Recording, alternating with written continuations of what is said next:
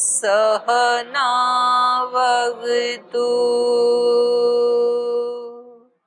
सहनौ भुनक्तु सह वीर्यं करवावहै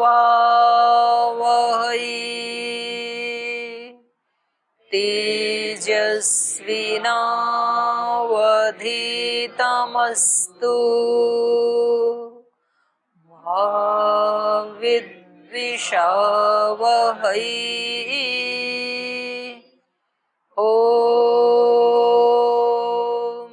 शांति शांति शांति।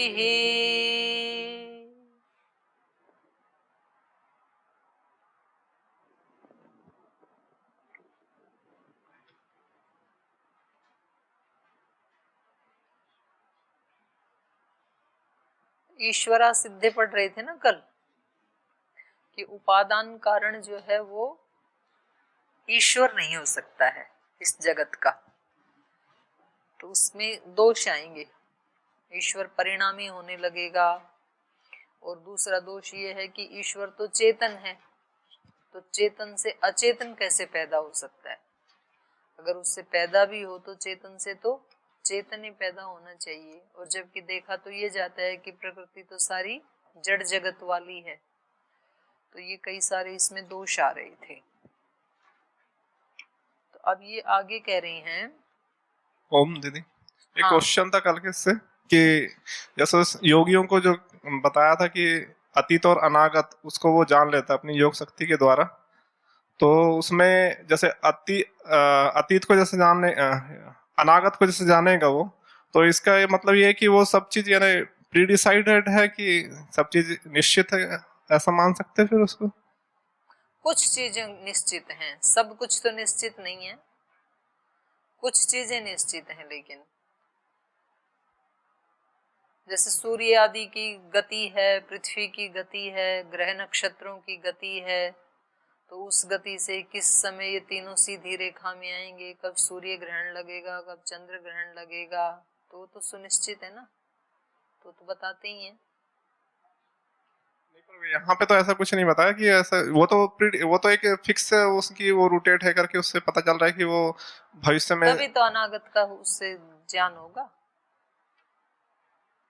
उसके अलावा जैसे जो घटनाएं जैसे होती, जैसे अपने जैसे कई भविष्यवाणी जैसे सुनते हैं कि जैसे बताओ आप उदाहरण। जैसे रामायण में वाल्मीकि जी ने जैसे उनका वर्णन आता है कि जो रामायण जो उन्होंने लिखी थी, उत्तरकांड जो भाग जो है वो घटना होने के पहले ही लिख दिया था उन्होंने। और अभी भी वर्तमान में एक जो ये यूरोप के एक दार्शनिक उसका आता है भविष्यवक्ता का कि उन्होंने कुछ घटनाएं जो, कौन? अब नाम मुझे अभी तो याद नहीं है, पर क्या नास्त्रेदामस बोल रहे हैं शायद, तो उनने कुछ भविष्यवाणी की थी और वो बिल्कुल सत्य हुई थी, यानी 99% लगभग उनकी सही हुई है। तो 99 बोला ना, फिर 100 तो नहीं हुआ जी। तो इस तरह से तो यानी लगभग जो हम यानी भाई अभी जो चल रहे हैं वो एकदम यानी वो एक सिस्टम में ही चल रहे हैं कि सब यानी एक प्री डिसाइडेड है कि ये सब हो रहा है, ये सब पूर्व से निश्चित किया गया। ये ऐसा ही है, मतलब जो भविष्य वाला है, जो ज्योतिषी आदि हैं, ज्योतिषी तो खैर ऐसे ही गपोड़े भी मार देते हैं, पर इसका इतना ही है, जैसे मान लो आपके बैंक के खाते में आज 2 लाख रुपए हैं या 10 लाख रुपए हैं, और वो आपने पिछले 10 साल में कमाई करके फिर डाले हैं, और आपकी नौकरी 10 साल से वही एक नौकरी चल रही है, आपकी हर महीने की सैलरी जो है वो 50 या 60 हजार रुपए है, उसमें से बचा बचा करके आपने 10 साल में इतने डाले हैं, और आज आपके खाते में इतने हैं, और आगे भी आप कह रहे हैं कि जी मैं संतुष्ट हूँ अपनी नौकरी से, मुझे तो ऐसा ही जीना है, मुझे यही नौकरी करनी है, मेरे रिटायरमेंट के इतने दिन हैं और मुझे ऐसे ही चलना है।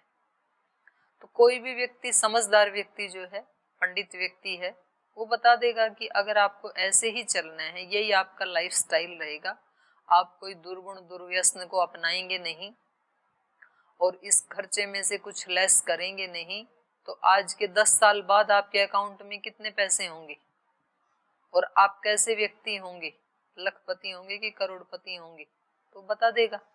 अब हो सकता है कि इसी दौरान आपने 9 साल तो वैसे ही चलाया जीवन, और हो सकता है 10वें साल में आपने कोई बिजनेस शुरू कर दिया हो, तो 99% तो उसकी बात ठीक ही होगी, लेकिन 1% संभावना है कि आप बदल भी तो सकते हो। तो हो सकता है कि फिर वहां पर 20 लाख की जगह 20 करोड़ रुपए भी हो सकते हैं, या ये भी हो सकता है कि आपका कहीं दिमाग खराब हो जाए, बीच में आप उल्टे ही चल पड़े, तो जो जमा पूंजी थी उसको भी आप निकाल दें, तो हो सकता है कि 20 साल के पास वो खाली मिले आपका अकाउंट। तो इसलिए जो भविष्यवाणियां की जाती हैं वो 99% की जाती हैं, और वो वर्तमान स्थिति को और पीछे की स्थिति को देखते हुए की जाती हैं कि भाई इस व्यक्ति के ऐसे संस्कार हैं पीछे के, और ये इसका चाल चलन है वर्तमान का, तो ये व्यक्ति ऋषि बन सकता है, ये व्यक्ति योगी बन सकता है, ये व्यक्ति सामान्य व्यक्ति बन सकता है, ये कोई साइंटिस्ट बन सकता है।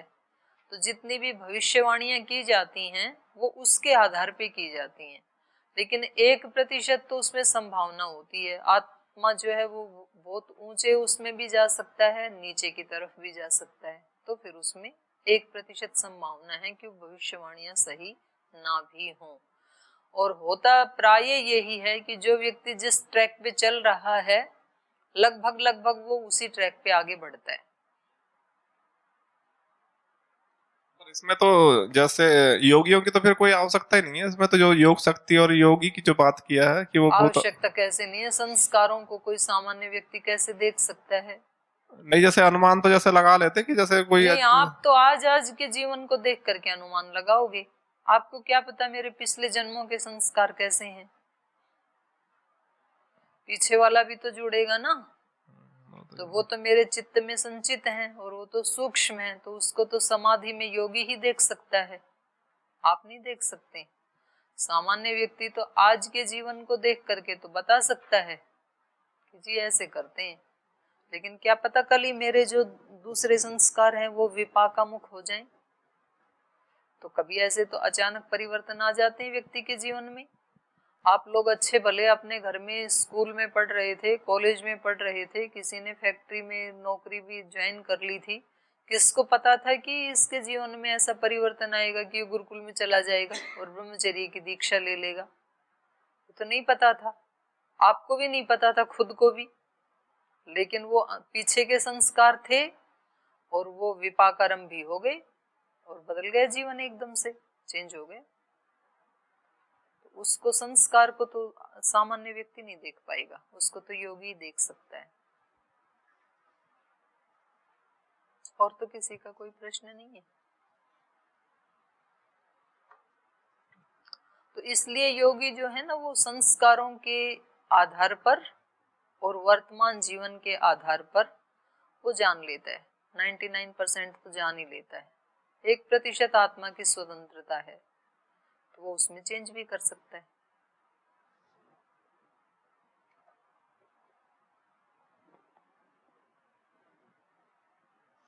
ऐसे ही अतीत का भी जान लेगा। सूक्ष्म रूप में तो है ही ना हमारे संस्कार। तो महात्मा बुद्ध को पिछले कई जन्मों की स्मृति आ गई थी ना, वो कब कब कहाँ थे, क्या थे। तो सूक्ष्म रूप में तो प्रकृति में तो सब कुछ लीन है ही ना, सूक्ष्म रूप में उसका तो कभी नाश नहीं होता है। यही तो इसका सांख्य दर्शन का सत्कार्यवाद का सिद्धांत है ना, सत का कभी भी नाश नहीं होता है। या तो सत स्थूल रूप में रहता है या तो सूक्ष्म रूप में रहता है।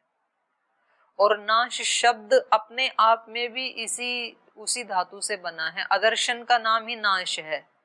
सर्वथा अस्तित्व मिटने का नाम नाश नहीं है। मैं ये कह रहा था जैसे हम जो कक्षा कर रहे हैं, आप जो पढ़ा रहे हैं, ये भी क्या प्री डिसाइड मानेंगे इसको कि हाँ, आप जैसे हम लोग को पढ़ा रहे हैं तो ये भी एक अब एक एक क्रिया को ऐसे नहीं कह सकते हैं, एक एक क्रिया को नहीं कह पाएंगे। हो भी सकता है, नहीं भी हो सकता है, वो स्थूल रूप से कहा जाता है। अब कक्षा में ये मान लो प्री डिसाइड भी हो कि मैं पढ़ाऊंगी और आप आ भी गए उस के अनुसार अब यहाँ के ना पढ़ो तो आपका क्या कर लेंगे? आप बोलो कि बिठा के तो आप रख सकते हो मेरे को, लेकिन पढ़ा नहीं सकते हो जब तक मैं ना चाहूं। तो ऐसे उसमें नहीं जाएंगे। मतलब बाल की खाल नहीं उतारना, क्योंकि उस पे वो खाल होती ही नहीं है बाल के ऊपर, तो कोई तो उसको भी उधेड़ने में लग जाते हैं, तो फिर वहां कोई रिजल्ट नहीं आएगा। बाल के ऊपर खाल है, त्वचा है कहीं छोटी मोटी, पर उसको उखाड़ोगे कैसे? नहीं उखाड़ सकते उसको। तो तर्क सत्य को प्राप्त करने में सहायक है, लेकिन वो ही तर्क जब दुष्ट तर्क हो जाए तो उसको कुतर्क कहते हैं। फिर वो सहायक नहीं बनेगा सत्य को प्राप्त कराने में। ठीक है, चलो आगे।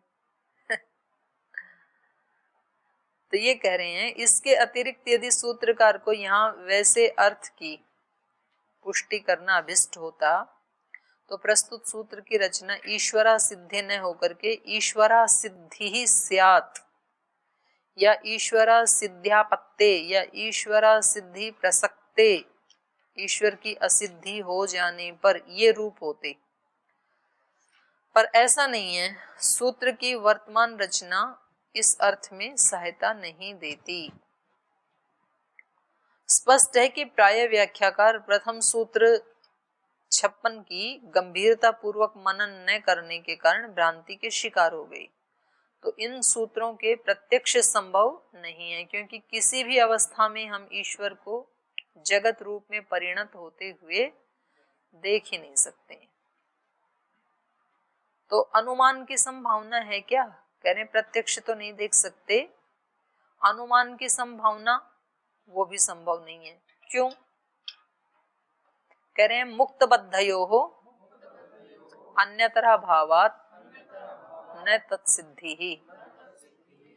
चेतन जो है उनकी दो ही अवस्थाएं होती हैं, या तो मुक्त अवस्था में या तो बद्ध अवस्था में।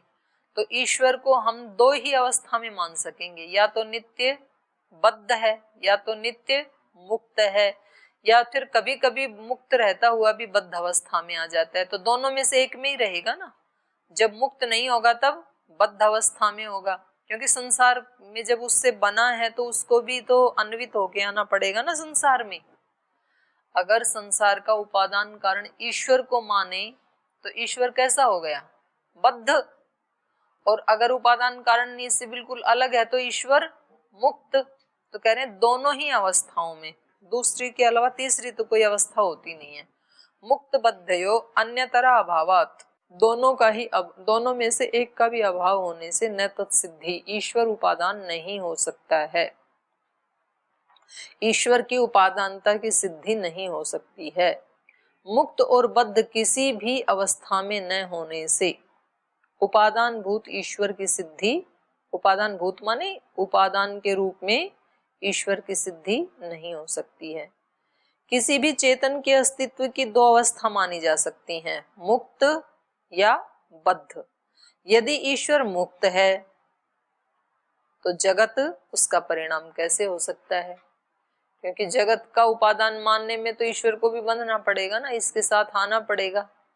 त्रिगुण से ये सारी सृष्टि बनी है, तो त्रिगुण महतत्व से लेके पंचभूत तक सब जगह क्या है? अनुस्यूत हैं, अन्वित होकर के आ रहे हैं। तो अगर ईश्वर से सारा संसार बना है तो वो बद्ध हो गया, फिर बंध गया इन सारी चीजों में, उपादान कारण यदि है तो। क्योंकि उस अवस्था में ईश्वर परिणामी हो जाएगा, तो मुक्त नहीं रह सकता है वो। और यदि ईश्वर को बद्ध माना जाए, ये क्या था? मुक्त अवस्था। यदि ईश्वर मुक्त है तो जगत उसका परिणाम कैसे हो सकता है? क्योंकि उस अवस्था में ईश्वर परिणामी हो जाए तो फिर वो तो मुक्त है ना। हमने ये माना है मुक्त है, मुक्त है तो जगत का उपादान कारण नहीं हो सकता है वो। और यदि ईश्वर को बद्ध माना जाए तो फिर धर्म अधर्म आदि के साथ संबंध होने से वो ईश्वर कैसे रहेगा? फिर वो हमारे जैसा ही हो जाएगा, क्योंकि वो इस जगत के साथ बंधा हुआ है तो जगत की हर रचना में वो भी साथ में, वो ही उपादान कारण है। तो सारे धर्म अधर्म आदि जो है वो उसी के खाते में आएंगे, तो उनका फल भोगने के लिए फिर उसको आना ही पड़ेगा, भोगना ही पड़ेगा, जो भी धर्म अधर्म किए हैं। तो जैसे हम चेतन आत्माएं भोगते हैं, ऐसे वो भी भोगेगा। तो फिर वो ईश्वर कहाँ रहा, तो हमारे जैसे ही हो गए वो। तो किसी भी अवस्था में जगत का उपादान भूत ईश्वर सिद्ध नहीं होता, ईश्वर को उपादान नहीं बनाया जा सकता। ईश्वर को जगत का उपादान मानने पर उसकी बद्ध या मुक्त कोई भी अवस्था संभव नहीं हो सकती है। और बद्ध या मुक्त अवस्था कुछ भी हो, अब शिष्य कह रहे हैं चलो कुछ भी हो उसकी अवस्था, लेकिन किसी कार्य से कारण का अनुमान हो जाएगा। कार्य को देख करके, जैसे अभी हम त्रिगुणात्मक वस्तुओं को देख करके क्या मान लेते हैं, इनका कारण भी त्रिगुण है। तो ऐसे ईश्वर को उपादान माने तो ईश्वर से सारी सृष्टि बनी, तो सारी सृष्टि कैसी है, ईश्वरमय। तो उसके कारण को हम जान लेंगे कि जब ये सारी वस्तुएं ईश्वरमय हैं तो इनका कोई कारण भी क्या है, ईश्वर ही है। तो ईश्वर की कोई हानि नहीं होगी। इसका उत्तर दे रहे हैं, उभयथापि असत्करत्वम। कह रहे नहीं, जो ऊपर दो अवस्थाएं बताई उन दोनों अवस्थाओं में भी चेतन ईश्वर से असत्करत्वम माने अचेतन परिणाम ये कैसे हो सकता है। सत से सत की उत्पत्ति होती है, असत से सत की उत्पत्ति नहीं हो सकती है, क्योंकि जब ईश्वर में जड़त्व है ही नहीं तो उससे ये जड़ प्रकृति पैदा कैसे होगी। तो उभय था अपि, आप दोनों तरह से भी माने, बद्ध माने मुक्त माने। आप कह रहे हैं कि हम उनको मुक्ति मानेंगे कि वो अलग हैं और वो उपादान के रूप में उन्होंने संसार को बना दिया, तो ऐसे भी नहीं कह सकते, क्योंकि वही उपादान है तो उसको तो आना ही पड़ेगा, बंधना ही पड़ेगा। और वो बंध गया, फिर भी आप कह रहे हैं कार्य को देख के कारण का अनुमान लगा लेंगे हम, तो उस स्थिति में दोनों अवस्थाओं में भी, बद्ध और मुक्त दोनों अवस्थाओं में भी असत्करत्वम, दोनों ही अवस्थाओं में ये जड़ तो कम से कम उत्पन्न नहीं हो सकता, उससे चेतन तो है, चाहे वो मुक्त है या बद्ध है, पर चेतन है इतना तो पक्का है ना। तो चेतन से जड़ उत्पन्न कैसे हो सकता है। ईश्वर को बद्ध या मुक्त कैसा भी मानने पर उसे चेतन तो मानना ही होगा। यह स्पष्ट सिद्ध है कि समस्त दृश्य अदृश्य जगत अचेतन है, जड़ है। तो तब चेतन ईश्वर का जगत रूप अचेतन परिणाम कैसे होगा। ईश्वर तो चेतन था, तो ये जड़ कैसे हो गया। यदि वस्तुतः चेतन ईश्वर का अचेतन परिणाम माना जाता है तो चाहे ईश्वर को मुक्त कहें या बद्ध कहें, उसे परिणामी या विकारी होने से तो कोई नहीं बचा सकता। फिर तो परिणामी भी हो गया और विकारी भी हो गया। तो इस प्रकार कार्य से उपादान कारण का अनुमान करने पर ईश्वर को अचेतन मानना पड़ेगा, क्योंकि कार्य सारा क्या है, अचेतन, जड़। तो ईश्वर को भी जड़ ही मानना, पर ऐसा ईश्वर कहीं शास्त्रों में या श्रुतियों में स्वीकार नहीं किया गया कि जड़ भी हो और उसको ईश्वर भी कहें, ऐसा तो कहीं भी प्रमाण नहीं आता है। इसलिए जगत का उपादान भूत ईश्वर असिद्ध है, यही कहना होगा। और सूत्र में कहा असत्करत्वम, तो इसका अर्थ क्या है, अचेतन परिणामित्व। जो प्रकृति में है ना अचेतन परिणामित्व, तो ये नहीं हो पाएगा, चाहे उसको आप बद्ध माने या मुक्त माने। मुक्त या बद्ध दोनों अवस्थाओं में चेतन ईश्वर का अचेतन परिणाम होना कैसे माना जा सकता है। तो ऐसा कार्य कारण भाव सर्वथा अमान्य होगा। आप यूं कहो कि इसको देख करके, जगत को देख करके और इसके कारण की अनुभूति कर लेंगे, तो कार्य तो जड़ है, तो इसका कारण भी फिर जड़ ही होना पड़ेगा ना। तो कारण इसका चेतन कैसे हो जाएगा, ईश्वर कैसे हो जाएगा। तो कह रहे हैं यदि ऐसा है तो उपनिषद आदि में ईश्वर का इस रूप में वर्णन क्यों किया गया है कि ईश्वर से सब कुछ बना, ऐसे वहां पर क्यों कहा। तो जहां उल्लेख है ये संकेत करते हैं कि ईश्वर को जगत का उपादान माना जाना चाहिए, अतः जगत का उपादान भूत ईश्वर शब्द प्रमाण से सिद्ध है, असिद्ध नहीं। माने शब्द प्रमाण से सिद्ध है, ऐसा शिष्य कह रहा है कि कई जगह तो ऐसे आता है कि सब ईश्वर ने ही बनाया, सब ईश्वर से ही बना, वो एक ही था सृष्टि के आदि में, उसने सोचा एको हम अस्मि बहुश्यामा, और फिर वो बहुत हो गया। तो वहां तो ऐसे ही पता लग रहा है कि वो ईश्वर ही इस सृष्टि के रूप में उसने अपने आप को अनेक रूपों में विभक्त कर लिया, तो वो क्यों है फिर? तो उसका उत्तर दे रहे हैं। मुक्तात्मनः प्रशंसा उपासा सिद्धस्य वा। कह रहे वो उस रूप में जो कहा है ना कि वो एक था फिर अनेक हो गया, तो ये तो मुक्तात्मनः, जो मुक्तात्मा नित्य मुक्त जो परमात्मा है उसकी तो प्रशंसा है ये। उपासा सिद्धस्य वा, अथवा उपासना के लिए निश्चित स्वरूप की प्रशंसा की गई है, उपासना आदि करने के लिए कि ये सारा जो जगत है ये क्या है? ईश्वर का ही विस्तार है, वो इसके कण कण में है, तो उसकी प्रशंसा के लिए कह दिया वहां पर। नित्य मुक्त परमात्मा है, क्योंकि वो कभी भी बंधन में नहीं आता ना, इसलिए वो क्या है? नित्य मुक्त आत्मा। सूत्र में पढ़ा ना, मुक्तात्मनः, तो मुक्तात्मने का अर्थ क्या है यहाँ पर? नित्य मुक्तात्मनः।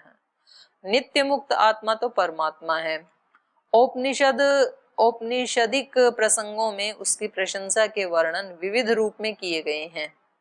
यही आधार और उसकी उपादानता के वर्णनों का है। अभिप्राय यह है कि केवल परमात्मा की प्रशंसा की भावना से इस प्रकार के वर्णन हैं।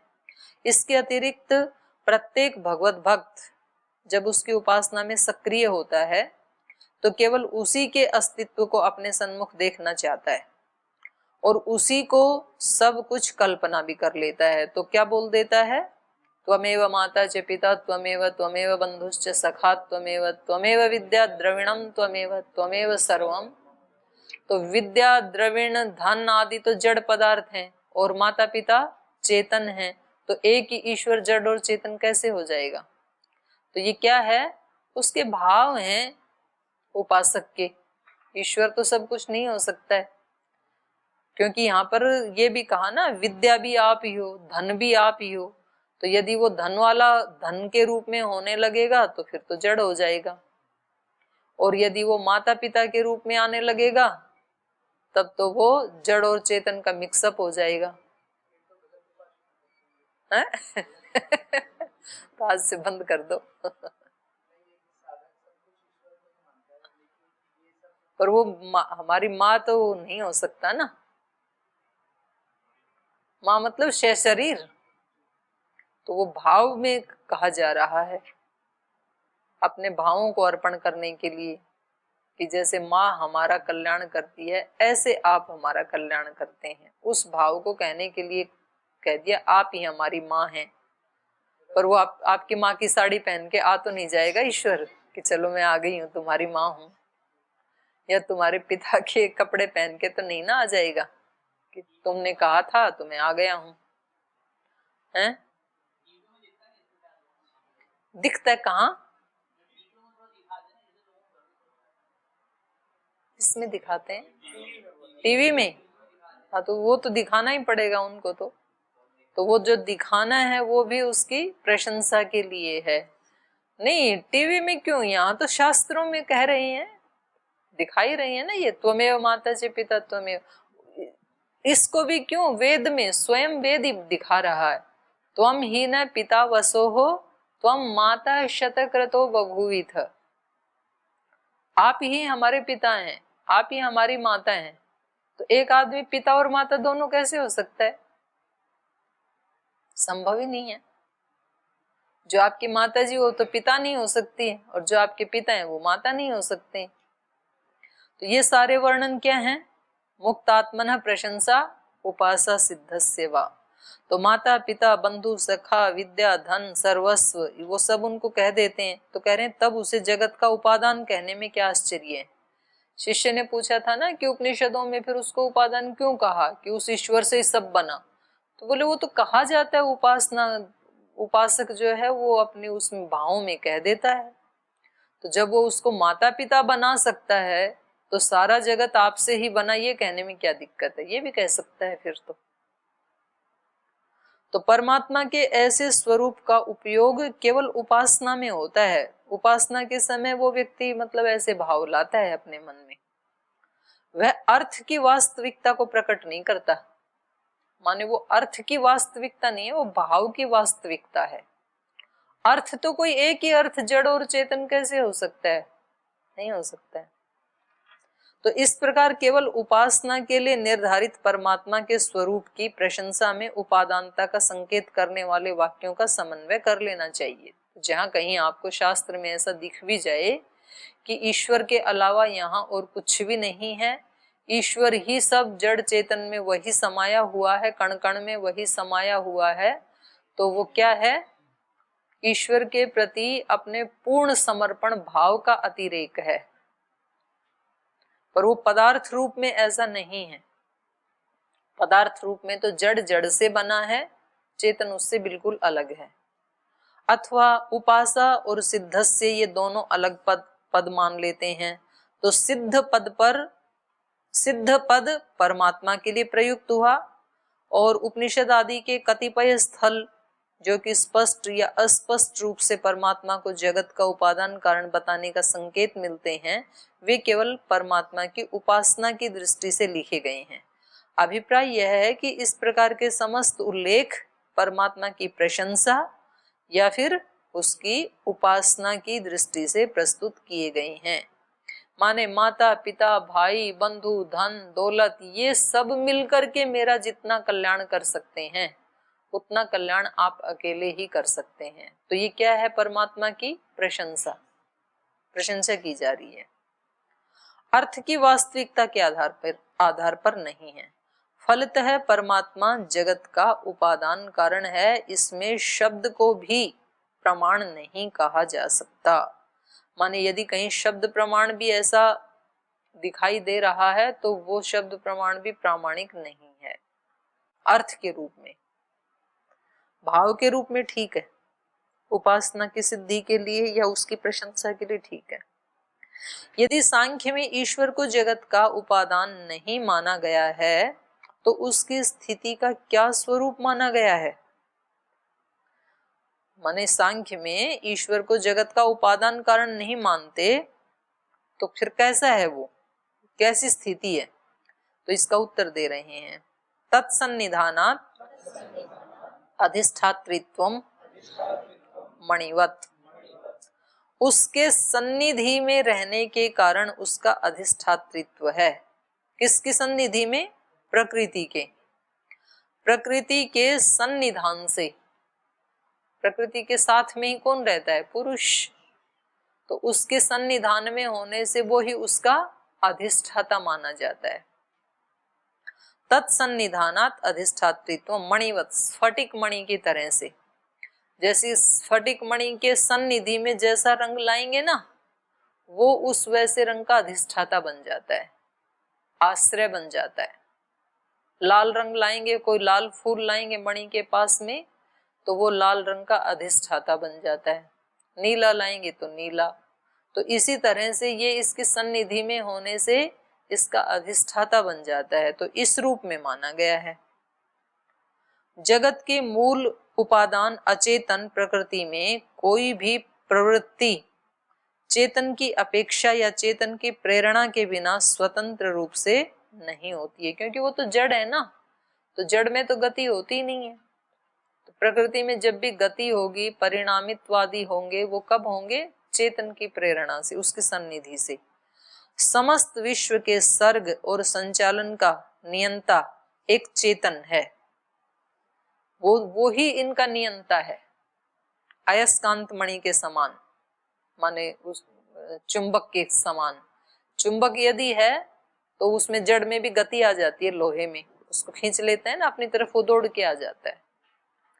और देखो इसमें ना, जैसे ये सारी हमारी सृष्टि है, कुछ लोगों का ये कहना है कि भाई भगवान ने इसको एक बार गति दे करके और ऑटो मोड पे छोड़ दिया, अब जो कुछ हो रहा है वो सब क्या हो रहा है, ऑटोमेटिक हो रहा है। तो ऐसे बहुत सारी मशीनें चलती हैं ना, उनको ऑटो मोड पे लगा दिया, लेकिन तो भी उनको संभालना तो पड़ता है ना।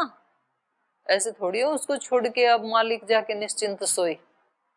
थोड़ी देर तो इधर उधर जा सकता है, जितना टाइम सेट किया है, उसके बाद उसको चलाना बंद करना, वो ठीक से चल रही है नहीं चल रही है, तो उसका तो फिर वो रहता तो आसपास ही है ना, बिना देख रेख के तो नहीं ना चलेगा। सिस्टम को भी तो देखने वाला कोई चेतन चाहिए।